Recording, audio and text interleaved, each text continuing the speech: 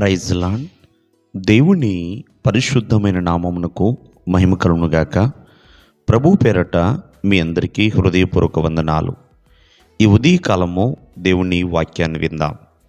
కీర్తనలు 22:30.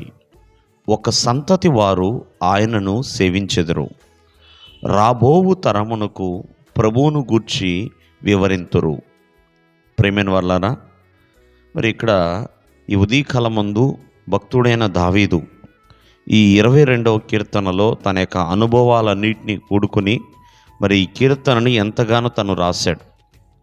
మరి ఏమని ఇక్కడ దేవుని యొక్క వాక్యం సెలవిస్తుందంటే, ఒక సంతతి వారు ఆయనను సేవించెదరు. మరి రాబోవు తరమునకు ఆ ప్రభువు యొక్క గొప్పతనం గురించి వివరిస్తారు అని. ఎన్నో తరములు వెళుతున్నాయి. మరి తరము వెంబడి తరము వెళ్ళిపోతుందండి. ఇలా ఒక్కొక్క తరము వెళ్ళిపోతున్నప్పుడు ఈ లోకంలో ఎన్ని సంవత్సరాలు జీవిస్తున్నా ప్రభు కొరకు ఏం చేయగలుగుతున్నాము అనేది కూడా మనము ప్రశ్న వేసుకోవాలి.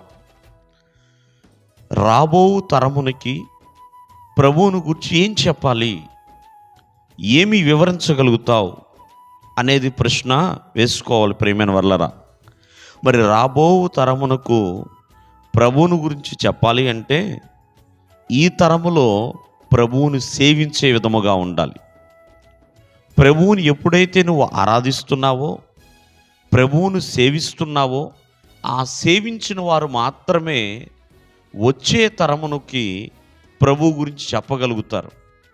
ప్రభువును సేవించక మరి ఉన్న తరమునంతా వృధాగా పరిచి నీ వయస్సులో బాల్యమైపోయి యవ్వనము అయిపోయి నడిప్రాయము పూర్తి చేసుకుని వయసు పైబడిపోయి తరము గడిచిపోయిన తర్వాత అయ్యో నేను ప్రభు గురించి ఏం తెలుసుకోలేకపోయానే, బ్రతుకున్న కాలంలో ప్రభువుని సేవించలేకపోయానే అని ఆలోచించడం కంటే రాబోయే తరమునికి నువ్వు ఎలా ఉండబోతున్నావు అనేది ఈ ఉదయకాలం ముందు పరీక్షించుకోవాలి. నీ వెనకాల నీ కుమారులు రావచ్చు, నీ వెనకాల నీ మనవళ్ళు మనవరాళ్ళు రావచ్చు. ప్రేమైన వాళ్ళరా, ఒక తరమునికి ఆదర్శముగా మనం నిలబడాలి. ఆదర్శముగా లేకుండా ప్రేమైన వాళ్ళరా రాబో తరానికి నువ్వేమి నేర్పించలేవు. ఒక మాదిరిని కనపరిచే విధముగా ఉండాలి. యోబు గారి గురించి మనం ఆలోచన చేస్తే మరి తను ఒక ఆదర్శవంతమైన భర్తగా కనపడుతూ ఉంటాడు. తన భార్యకి, తన బిడ్డలకి ఒక ఆదర్శవంతమైన తండ్రిగా ఉంటాడండి.